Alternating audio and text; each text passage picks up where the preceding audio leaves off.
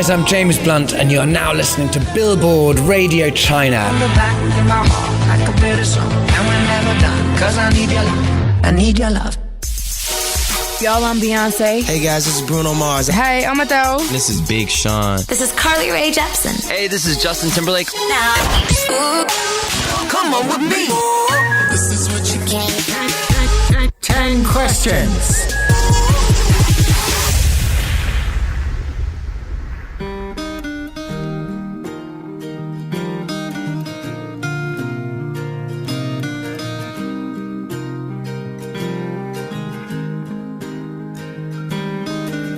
My life is brilliant.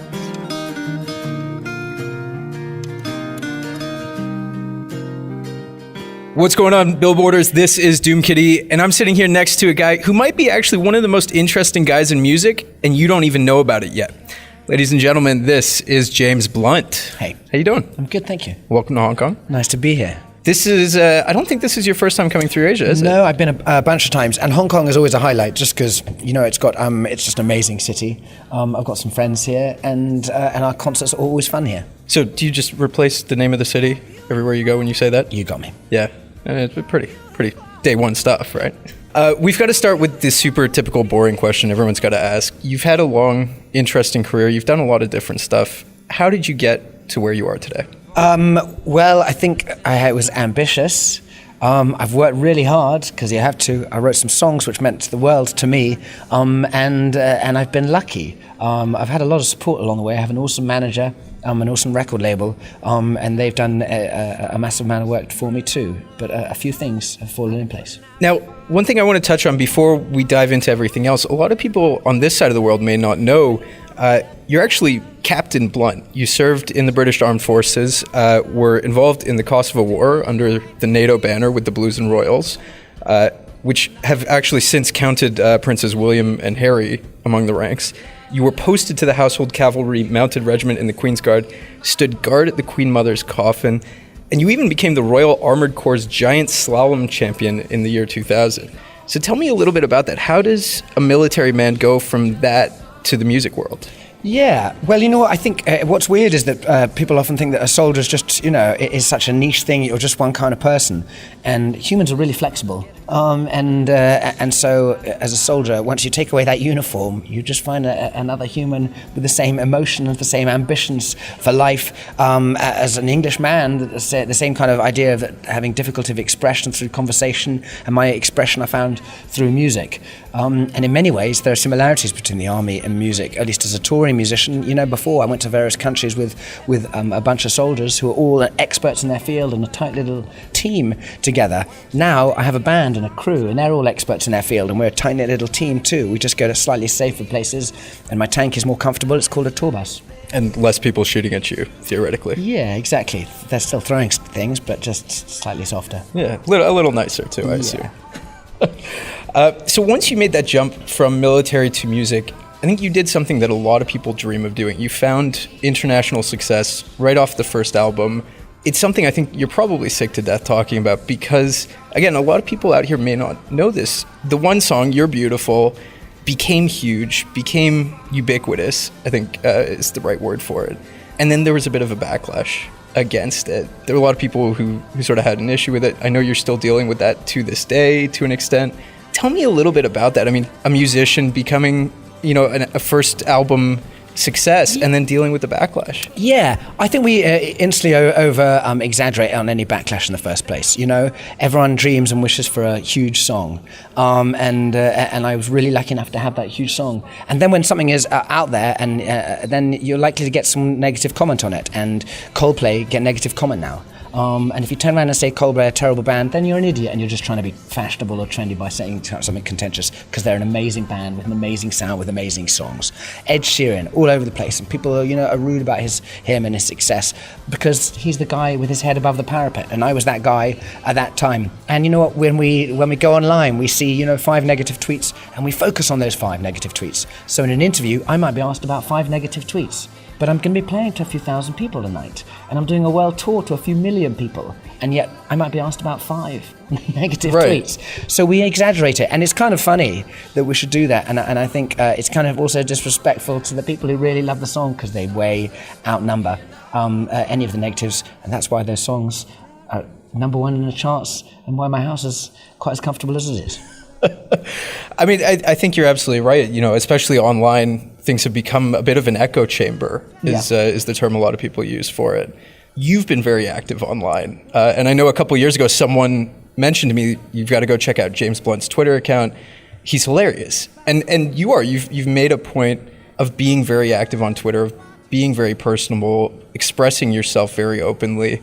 I mean, tell me a little bit about the choice to do that, because I know a lot of people might have been a little more cautious with social media.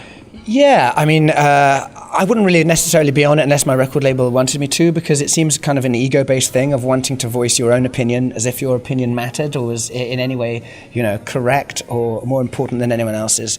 But they said, go on, market your music, and I thought, well, I'll just mess around a little bit. But Twitter's for me, it's like a school notice board in a corridor, and you can put up anything you want. And it's just strange that people would put up nasty things about people who are in the same school as them, who are going to walk past and see these things. And so rather than just leave that notice board with that nasty comment, I thought I'd just write something underneath it.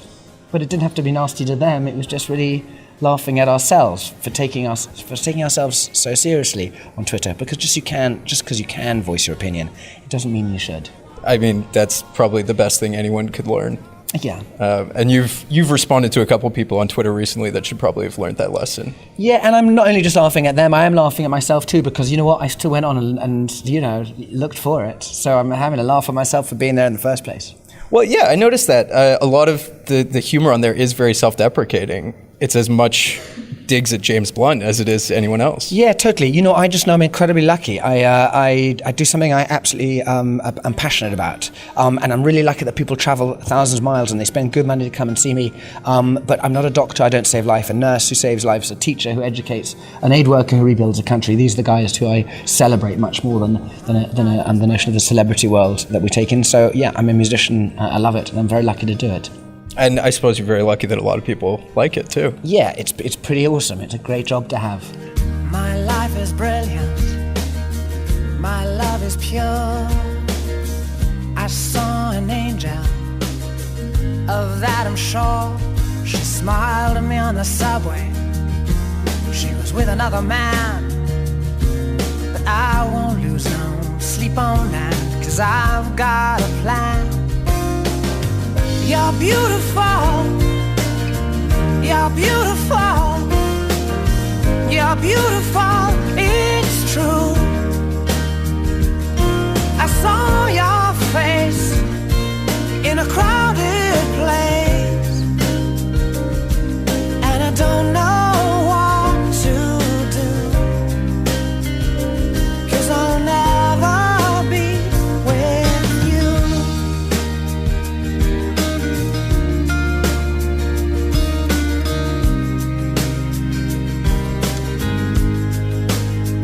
Yes, she caught my eye as we walked on by. She could see from my face that I was flying high, and I don't think that I'll see her again, but we shared a moment that will last till the end. You're beautiful. You're beautiful. You're beautiful, it's true.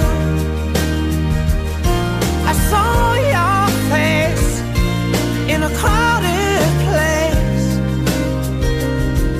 and I don't know what to do, 'cause I'll never be with you. La, la, la, la, la, la.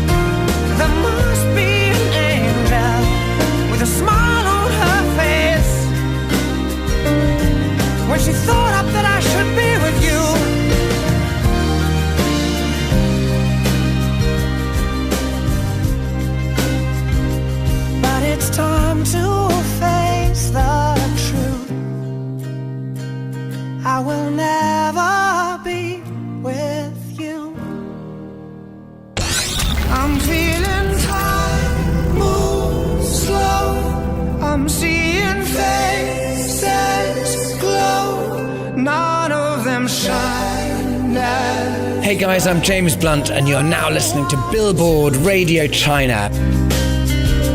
I will never be with you. All right. You ready for the superstars? 10 questions. Action! Get this party started!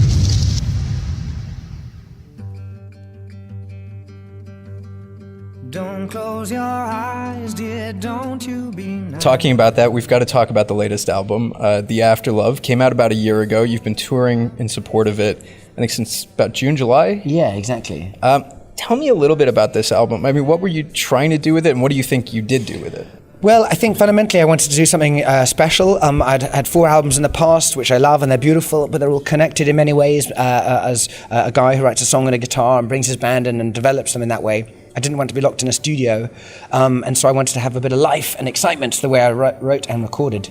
But fundamentally, I had a few things that were really inspiring to write about, some of them tragic and some of them really exciting and wonderful. And so I went away and I wrote about those things that had happened. I wrote over 100 songs, and I put 10 on the album, and they're, for me, super strong, super special songs, and it's an exciting album as a result. It really, I think it comes across that this is a very personal album for you. I mean, even from stuff like 2005, which talks about You're Beautiful and sort of the response to that, to stuff like Make Me Better, talking about your family.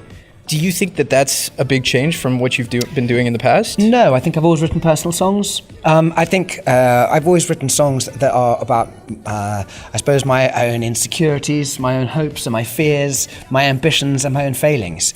But I suppose this was the first one where I would address things like the audience. Or a big song like You're Beautiful, and so there are lines saying, you know, saw you standing outside a bar, would have said you're beautiful, but I've used that line before, you know. So I mean, one of my favorite lines off the album. And so so I guess I've never kind of addressed my place in the music business or in the world in that way, and that was a first for me.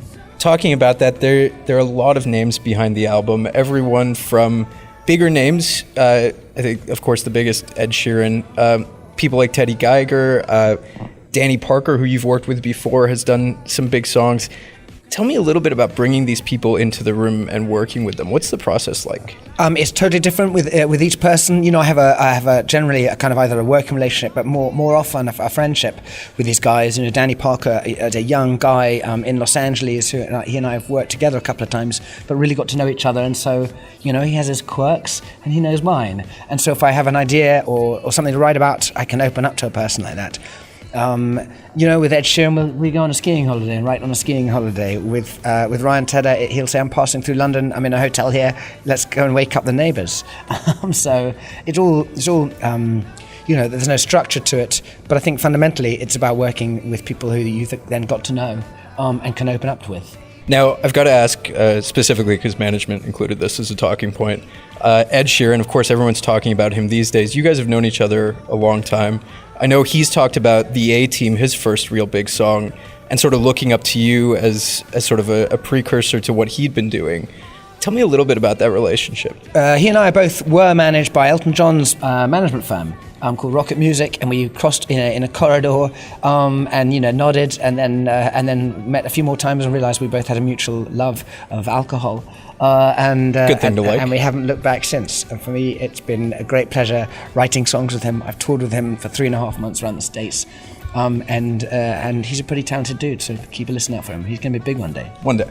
Now, I do have to point out to people who haven't checked it out, another great reason to check out your Twitter feed is earlier this month, there's a great picture of you and him in a Hooters outfit. And I don't think I'm going to have to go into any more detail on that one. Yeah, I mean, I was touring around the States with him for 3.5 months, and I was his bitch, and he made me dress up in whatever he liked. And that day, that's what he wanted me to wear. So, you know. That seems entirely in line with Ed Sheeran, yeah. Totally. Yeah, the public persona, definitely. That seems like the kind of thing he'd do. Yeah. Talking about collaborations, you've got another interesting one that I've got to bring up. I mean, it was released as a single. It's on The Afterlove as a super deluxe extra bonus track. This was a track with Robin Schulz, who's a German producer. It's called OK. And it seems to be a bit of a departure from, like you say, the sort of guy with guitar kind of stuff you've done in the past. Yeah, I mean, actually, if you take away the heavy drum beat, it is just that. It's a guy on a guitar, as I wrote the song. And I didn't like the song. The record label said it's great. I thought it was just okay. after its title. Oh, God. And I said, I don't want to put the song on my album. They were, upset. And I thought, I'm throwing this away, and I hope to never ever hear the song again. And then I bumped into Robin Schulz, who's a friend of mine, where I live in Ibiza, and he said, hey James, I've heard your song, and I'm taking it away, and I'm gonna screw with it and do my thing. And it's turned into a massive hit worldwide. I can't escape the song now. I hear it pretty much every Feels day, familiar, wherever right? I am, and I'm even going to play it tonight, and it's a highlight of the set. So at the end of the day, thank God for Robin Schulz. Not the first time you've sort of had to deal with this with a song, though. I think this is entirely the first time I've thrown a song away, Well, okay, fair enough. and that someone else has messed with it and made it the hit that it is. But yeah, as I say, I think... I don't know, it's just one of those things. One of those things I just didn't enjoy at the time. And sometimes you record a song and you don't quite nail it. And so without him re-listening to it and reworking it as he does, then it wouldn't be out there now. Fair enough. I gotta say, we're in Hong Kong tonight. We're about to watch a live show with you. You've been doing this for close to a year now, getting onto there. What can fans expect from a James Blunt live show? What have they been getting so far, and what are they going to be getting? Well, there'll be some chickens, some midgets to make me look tall, and a bit of nakedness too. And it's going to rock. On the chickens? I think so. I think people are normally surprised by my show because they expect one guy on a guitar singing miserable songs. And I have a band. There are 5 of us. These guys absolutely rock. And we have a blast. And the show it has its highs and its emotional lows. It takes you on a little journey. And we get up there and we sweat. Is that where the nakedness comes in, or how does this work? And you'll be there too. I'm very excited for it. I really can't wait. We're going to have to wrap up here. There's one thing I really wanted to bring up personally. It's peripherally related to your work as a musician. Goes back to your history in your past. It's something I've supported. I wanted to bring this up. You work with Help for Heroes. You're a patron of theirs. Tell me a little bit about that. As an ex-soldier for 6 years service, and I've come back with all my limbs intact, fortunately. But with the advent of Iraq and Afghanistan, many soldiers didn't, and have come back, and there hasn't been the funding to look after them in the way that they should be. We are the ones who sent them out. No matter how you feel about the wars, we vote in those politicians who then send them out to represent us and in some way try and bring peace and stability to another person's country, other people's countries. And so when they come back, it is our duty to look after them. And Help for Heroes was founded as an amazing organisation that gave the public that opportunity, and the public really were overwhelmingly involved and have been totally inspiring in their backing for these soldiers to look after them, not just for their short-term injuries, but their long-term health too. That's awesome. How can people find out more about Help for Heroes? I'm guessing you just check out helpforheroes.com. I was looking exactly for that. Thank you. We've got to wrap this up. Before we do, what's coming up next for James Blunt? What's on the future? Yeah, we're departing Hong Kong tomorrow. We head to Taiwan. We head through China, all of which will be great fun. And then we push on to Eastern Europe, Scandinavia, Europe, summer festivals. And sometime in September, I'll go home and wash my clothes. I'm assuming start writing some new music at some point in the fall, maybe? You sound like my record label. You've put me under the pressure. They send us talking points. I was told to Great. prod the bear on that one. Okay, I will. Yeah. James, this has been a great pleasure. Thank you very much for the time. Thank you so much. Don't close your eyes, dear, don't you be nervous. You put this whole damn place in a spell. I see your friends here and some of them jealous, 'cause they know this love don't come off the shelf. I saw your mother, she looked so beautiful. Remember when she didn't think I would stay? But all of those late night brokers held dinners led us to where we're standing today. I'm feeling time moves slow. I'm seeing faces glow. None of them shine as bright as you tonight. I'm hearing voices hush. There's no one else but us. Darling, there's so much love under these it's okay, let's just have the time of our lives.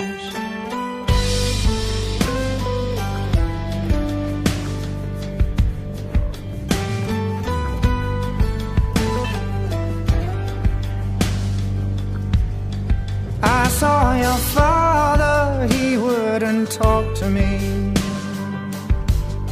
till he could tell that I was here to stay. But all of those awkward short conversations led us to where we're standing today. I'm feeling tired, move slow. I'm seeing faces glow. None of them shine as bright as you tonight. I'm hearing voices hush. There's no one else but us. Darling, there's so much love under these lights. It's okay, let's just have the time of our lives. Time of our lives. Time of our lives. Time of our lives. I'm feeling tired, move slow. I'm seeing faces glow. None of them shine as bright as you tonight.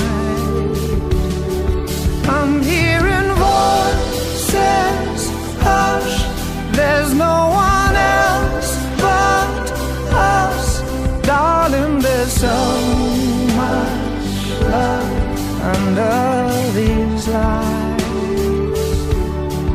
It's okay, let's just have the time. Let's just have the time of our lives.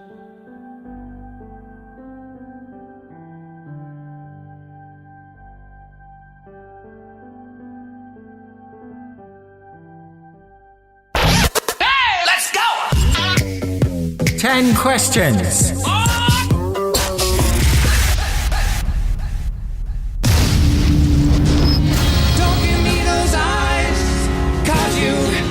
Know me and I can't say no to you. We can have each other even if we want. Hey guys, I'm James Blunt and you're now listening to Billboard Radio China. The back in my heart like a bitter song, and we're never done, 'cause I need your love, I need your love. We hope you enjoyed this archive from Billboard Radio China. To see and hear more great content, visit www.billboardradiochina.com.